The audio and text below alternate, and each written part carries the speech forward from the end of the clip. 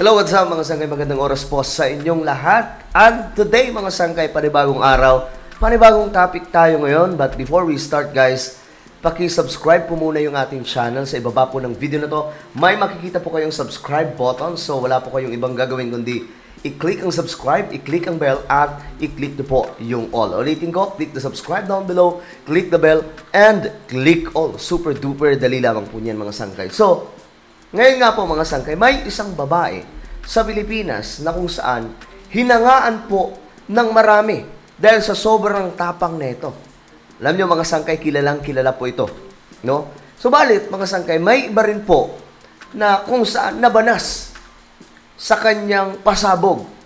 Pero mga sangkay, ang maganda po dito, naipaglaban niya po dito kung ano nga ba talaga ang katotohanan. Ito po ay walang iba kundi itong si IZ. Sigurado ako, maraming nakakakilala dyan dahil part po siya ng isa pong mga dancer before. If you remember mga sangkay, siguro naman alam na alam nyo kung anong ito, grupo ito, si IZ. Sabi po dito, IZ sa anak na drag queen, sin will bring eternal death in hell. Hindi niya po sinabi dito mga sangkay na ang kanyang anak ay maiimpyerno. No? Subalit mga sangkay, ang tinutukoy niya po dito na ang kasalanan ng isang tao ay magdadala papunta po sa dagat-dagatang apoy o impyerno. Naku mga sangkay, iilan lamang po ang taong kayang magsalita nito. Dahil nga po ngayon, alam naman po natin kung sino ang nasa tama, binabatikos, di ba? Karamihan po sa tao ngayon na nagsasalita at nag-stand po talaga sa katotohanan, lalong-lalo na po pagpatungkol sa Biblia, nababatikos. If you remember mga sangkay, nakaraang mga buwan, isa pong kilala rin pong tao ang nagsabi o nagsalita patungkol po sa katotohanan na naisusulat po sa Biblia. Direct to the point. Yung in-interview po ni Will Dasovich, nabatikos po yun. At nabash. Subalit mga sangkay, alam nyo, isa pong karangalan sa isang tao, ang mabatikos, mabash, kung ito naman po ay ikalulugod ng ating Panginoon. Ito mga sangkay, basahin po natin. Inamin ng drag performer na anak ni sex bomb dancer IZ Trazona na si Andre na nagsinungaling siya nang sabihin niya na suportado ng ina ang kanyang pagiging gay at pagpiperform ng nakadamit ng pambabae. So, ito po ang kanyang sinabi.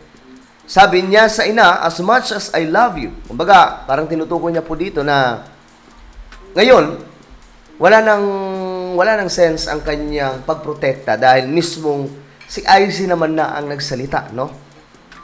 Sabi niya po dito para sa kanyang ina, as much as I love you, you know that I don't want to live in a lie. I'm sustaining myself for years now and I am living responsibly honest. I'm tired of this conversation about me being gay and doing drag. I want to end this argument by saying that I want to live my own truth. And someday, you will be proud of what I will become. Dagdag po niya. Tapos ito mga sangkay, hindi na daw po healthy. Kaya naman, eto, kinumpronta na po niya, mga sangkay. Kumbaga magkakaroon po ng parang iwasan na magaganap po dito. Lumutang si Andre, makaraang isiwalat ni IZ na hindi siya pabor sa ginagawa ng anak dahil taliwas ito sa turo ng Panginoon. Okay? Maganda po yung sinabi po dito. Taliwas daw po ito sa turo ng Panginoon. At alam nyo mga sangkay, for sure naman, lahat po ng mga born again Christians makakaintindi po sa pinopoint out ni IZ. Okay, hindi po niya po ginajudge yung kanyang anak, kundi mga sangkay, yung kung ano ang mayroon. Alam niyo na siguro yan. Ngayon kasi mga sangkay, iilan lamang po ang taong marunong tumanggap tungkol po dito. Kaya nga po mga sangkay, mahirap po pag-usapan ng topic na ito. Kaya nga sobrang tapang ni IZ na akalain mo, kinaya niya pong magsalita tungkol po dito mga sangkay. Ilan lamang po talaga. At ito nga, nag-response po si OG Diaz. Binanatan po kaagad itong si IC. Mas kasalanan sa Diyos yang kaipokritahan mo. Sabi po ni Ito. Ni O.J. Diaz. And we know naman kung ano po ang sinasabi ng Biblia, mga sangkay. Kung mabasahin po natin ang Matthew chapter 10 verse 22, sabi po dito, "And ye shall be hated of all men for my name's sake." Kung sino po ang nagtatanggol sa kung ano ang totoo, na sinasabi ng Biblia, talagang kakainisan po siya. Pero mapalad ka. Dahil kapag ikaw ay kinakainisan dahil po sa truth, o dahil po kay Jesus, ikaw ay may gantimpala mula po sa langit, mga sangkay. Ngayon, balikan po natin ito. Sabi po dito ni Isaac, ito, ang ganda po ng kanyang sinabi. "All I want is for your best. I'm holding on with the truth that is written in the Bible. The Word of God. The one who created us." Nandun kasi ako sa ending ng lahat ng ito. "Heaven and earth will pass, but my words will not pass away." Grabe. Iyan po talaga ang pinakamagandang point dito, mga sangkay. Ang ganda po ng kanyang sinabi. And wag sanang masamain, mga sangkay, though expected na ito, na talagang marami po ang nainis kay IC. Subalit, this is the truth.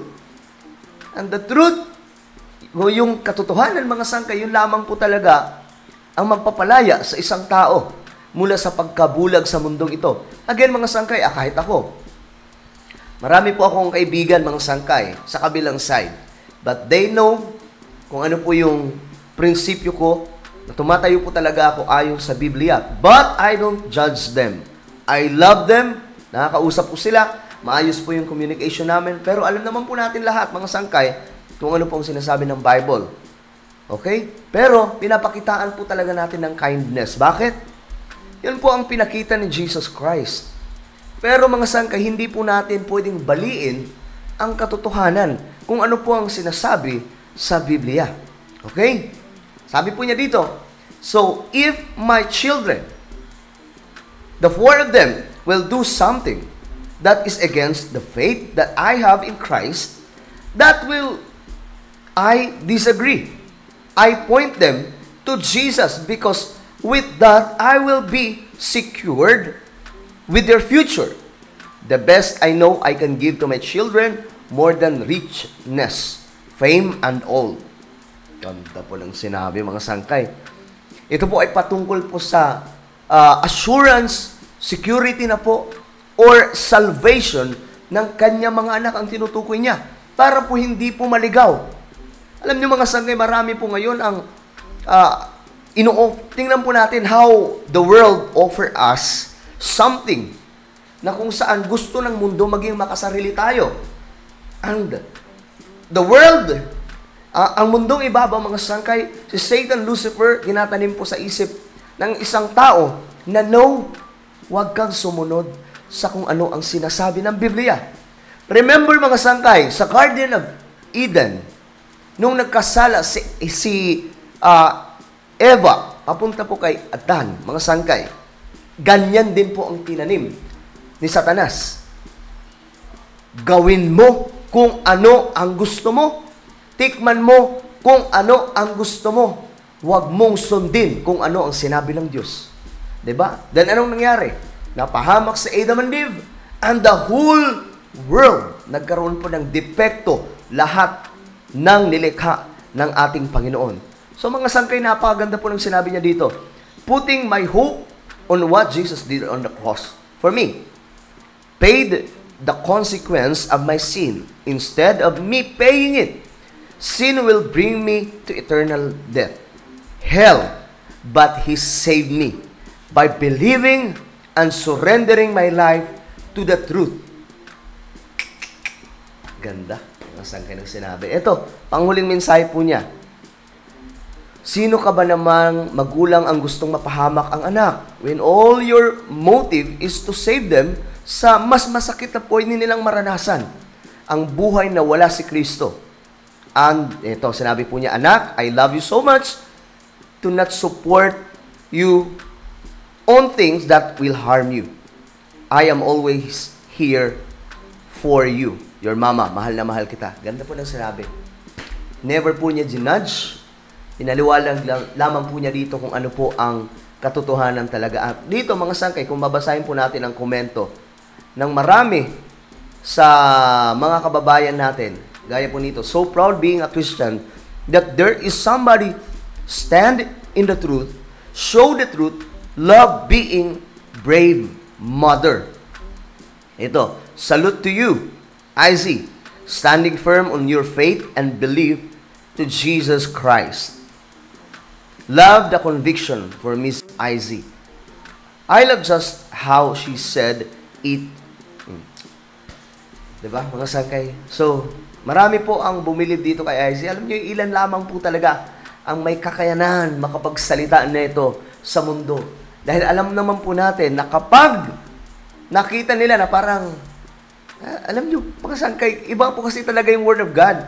Masakit po talaga. Masakit ang katotohanan. Pero yun, wala naman po tayo magagawa dahil yun ang katotohanan. Okay? And what is your opinion? Tungkol po dito? Just comment down below. At kay IZ, mabuhay ka. Thank you for standing the truth and the Word of God at sa pagtindig sa side ng ating Panginoong Yesus. And ayun mga sangkay, ano po ang inyong opinion? Just comment down below. And now I invite you guys to please subscribe my YouTube channel, Sangkay Revelation. Hanapin nyo lamang po ito sa YouTube at isubscribe. I-click ang bell at i-click nyo po yung all. So ako na po ay magpapaalam. Hanggang sa muli, this is me, Sangkay Janjan. Palagi nyo pong tatandaan that Jesus loves you. God bless everyone.